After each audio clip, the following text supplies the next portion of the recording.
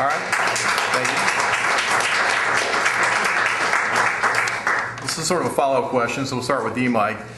Since everybody agrees we're not going to raise taxes, with sequestration and budget issues and unfunded mandates we already get from Richmond for all the counties around here, it's become increasingly likely that less funding will come to the county from the state or the feds over the next few years. Based on the budget documents submitted to the board earlier, there were some things in there.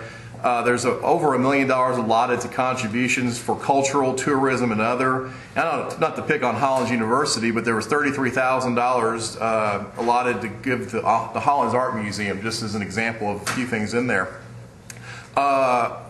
So since everyone on the panel agrees that they don't want to raise taxes, if there is a reduction in funding from the state or federal, what are some areas, and don't just say the art museum, but what are some areas that you might look at the budget and say there's some fat here that we can cut out, or some things that you're thinking of that need to go from a limited government perspective? So, Mike?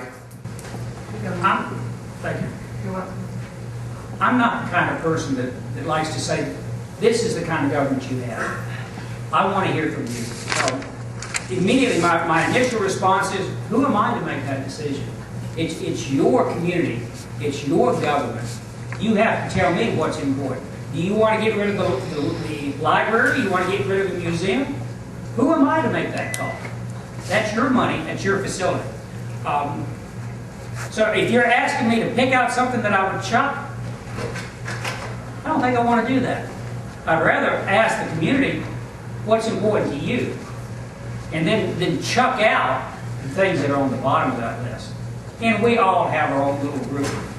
So I'm not going to pick a facility and get rid of it. I do believe we need to lower the size of government. That principle I understand. But it's your government. So I'm not going to say, let's get rid of this, let's get rid of that. Okay. Joe?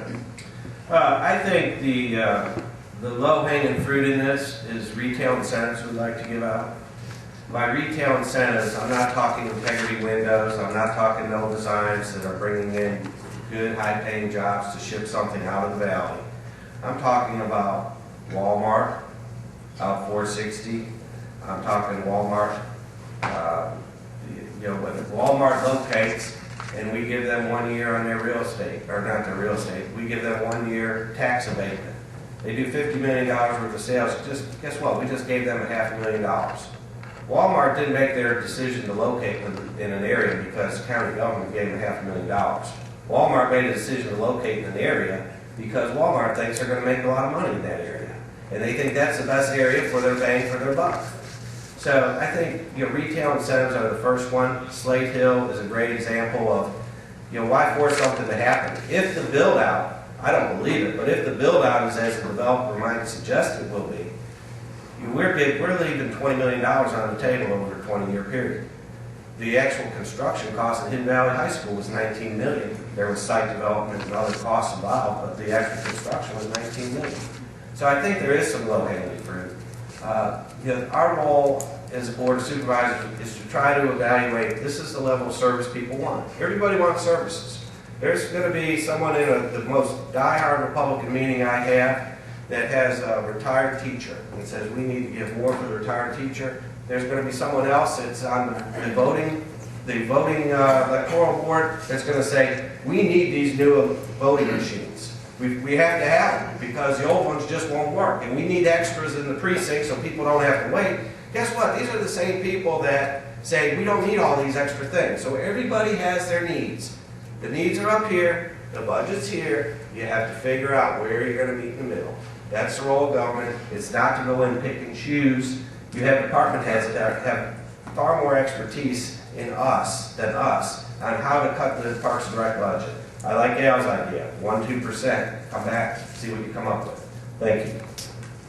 Thank you. Yeah, I was just going to mention, just going back to my previous comment, the 1 or 2%, if you look at a family and you say, okay guys, we got to tighten the budget. I've got a family of 7.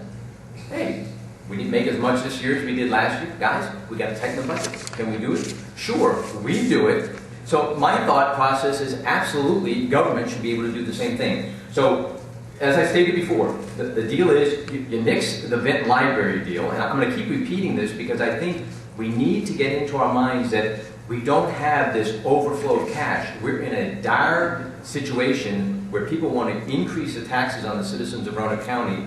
We cannot be looking at a Vent Library. So you scrap that. That will save us money that it wasn't going to cost us in the future. So you scrap that idea. Then you pull out the department heads. You talk about 1 to 2%. If you give the onus back to people in the department, and Joe made a statement here, they had the expertise, okay? We don't want to have to know everything. They had the expertise. Guys, come back to us with 1 to 2% reduction. If you did that, you would save millions every year on the budget, and you do it in a way I think it would be equitable for everyone. It has taken us a while to get into the mess that we have gotten into so far. Just mention one thing that we may be talking about later, but it's small potatoes, it seems like, but you know, $1,800, we got ICLEI group. Okay, so you got a group of people that meet, you got some software to talk about carbon emissions. Nix it. Get rid of it. Start going down the line. Start going down line item by line item and say nix it, nix it, nix it. Keep the things that are priority. We talk about fire and rescue, police, the people that protect our community. Number one, okay? We have a protection of our community so we feel safe to go out and do the things we do. The legal system, the court system, all those types of things.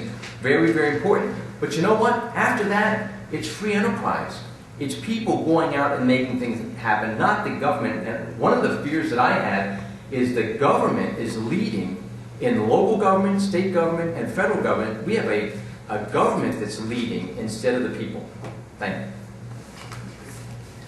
Roxanne? I agree with Al about the ICLEI thing. Let me even tell you all, there's a new study out by NASA that proves that carbon dioxide cools the atmosphere instead of heats it. I have it right here in my stuff. So that's the government, okay? Although NASA actually has been reassigned to do something else now, at least they're doing something that's accurate. The dues, membership dues and fees and contributions last year in our county budget were a little over $1.7 million. This year in the budget, those fees, membership dues, and contributions are over $2 million.